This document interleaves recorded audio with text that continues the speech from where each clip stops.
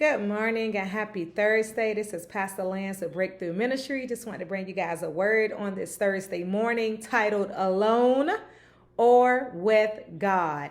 John 8:16 tells us, "And yet if I judge, my judgment is true, for I am not alone, but I and the Father that sent me." That is Jesus Christ speaking. I know a lot of us have felt lonely sometimes, but Jesus, out of all the work he was doing, he was never alone, even when he went alone away from his disciples, because his Father was always with him. And Jesus wants us to know that he is always with us. There are different kinds of loneliness, but they can all leave us feeling bleak and desolate. Being deprived of the company of other people can make us feel lonely. God said in the beginning, "It is not good that the man should be alone."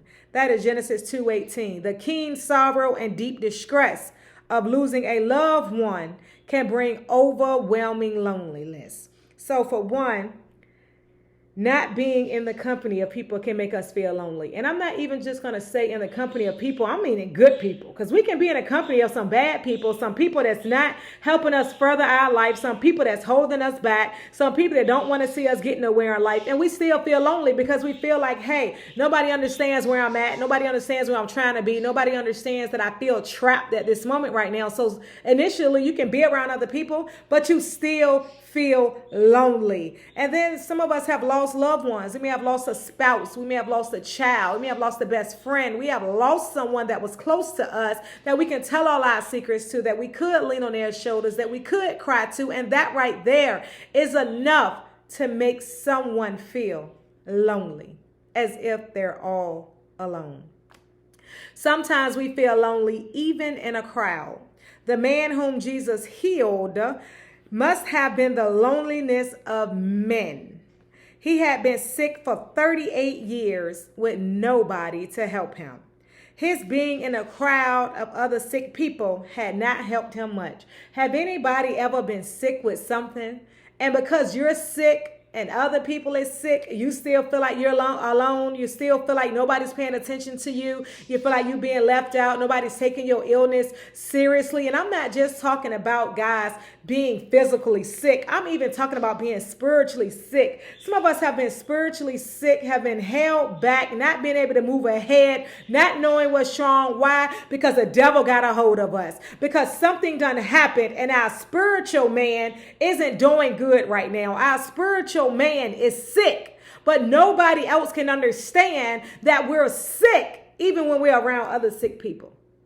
Why? Because the spirit man knows spirit man. If your spirit knows somebody else sick and that spirit know that you sick, then guess what? Two sick spirits cannot help one another. You need to be around somebody whose spirit is healed, whose spirit is awakened, whose spirit can heal your spirit, whose spirit can speak to your spirit. That's why it's not good to be lonely. That's why it's not good to be alone, because you need to be around somebody else who can edify and uplift your spirit, who can speak to your spirit and speak life into your spirit and speak life into your life. So that loneliness, that emptiness, that desolate place that you feel like you at will be removed. Because God said it is not good for man to be alone. So if you are lonely, if you're in a headspace to feel like you're lonely, then sometimes Satan got something to do with that. He wants you to feel like you're separated. He wants you to feel like that you're not needed. He wants you to feel like that you're not a part of something. He wants you to feel like you're all alone. Especially those of us who have maybe went through like a tragic accident or a tragic moment with our health, may have suffered a heart attack, may have suffered a stroke, a terrible car accident, or just something like that. And for the moment, people's right there. I hope you're doing okay. But time goes on, but your pain is still there. The memory is still there. And people are still living and you're still stuck.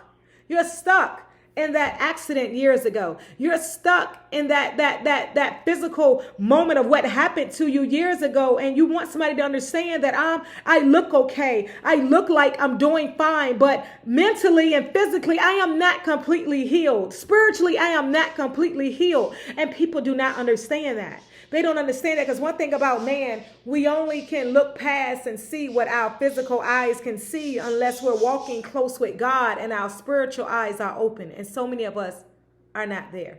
And therefore, so many of us are feeling lonely, even when we're in a crowd of people. Trouble can make us feel lonely. In Psalm 102:2, the writer said to God, hide not my face from me in the day when I am in trouble. He further expressed his forlorn feeling in verse 7. I watch and am a sparrow alone upon the housetop. A lot of us feel like that today.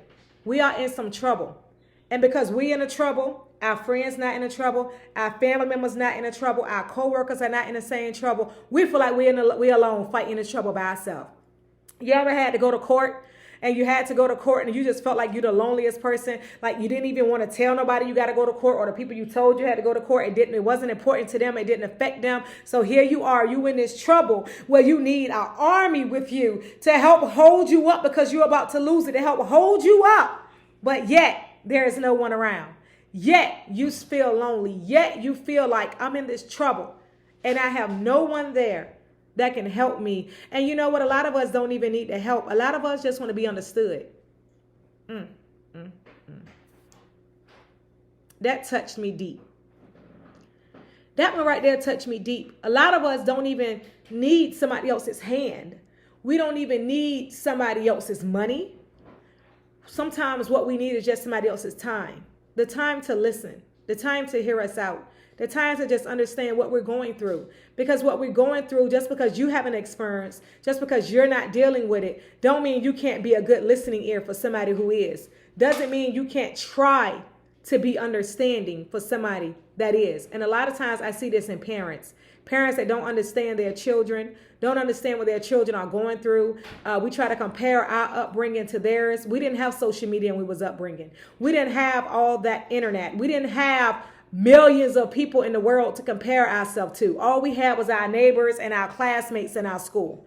We didn't have all that extra influence in life to compare ourselves to try to live up to try to feel like that we're lacking where somebody else is gaining. We're not lacking if we're living out the same neighborhood. We're not lacking if our parents are driving the same cars. We're not lacking. But because all these influential things with social media, different sites, Twitter wasn't enough. They had to come out with Instagram and Facebook and all these other things that these children have to try to conform to and live up to the standards of what these social media posts are telling them they should. So we feel like we're in trouble because we're not living up to the part that the world may make us think we're supposed to live up to.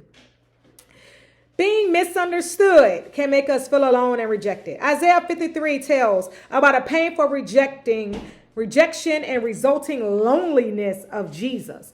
He is despised and rejected of men, and we hid it as were our faces from him. Jesus told his disciples, you shall leave me alone, and yet I am not alone because his Father, the Father, is with me. That's John 16:32. Again, here Jesus is with all these disciples. And because even the disciples walked with him, they didn't understand him. They didn't really understand the main purpose that Jesus was here. That's why Jesus had to rebuke them so many times. When Peter, I got your back. I'm rebuking you because you still have not understood my assignment. You still have not understood my purpose of coming. You still have not understood it. So even though they was with Jesus all this time, they still yet did not understand the fundamental purpose of why Jesus came in the first place. So he felt alone. He felt you didn't understand me. He felt that I was misunderstood, but he's trying to let him know that even though I was alone with men, the Father was with me.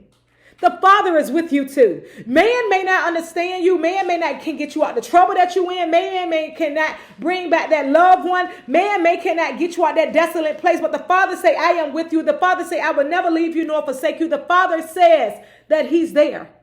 He is there. Lean not on your own understanding. A lot of us want to figure out why this happened. Figure out why we're going through this. You're not ever going to figure it out. All you're supposed to do is trust God. All you're supposed to do is lean on God. All you're supposed to do is not your own understanding. All you're supposed to do is cast your worries, your trouble, cast it all on him because he said, I'll take it.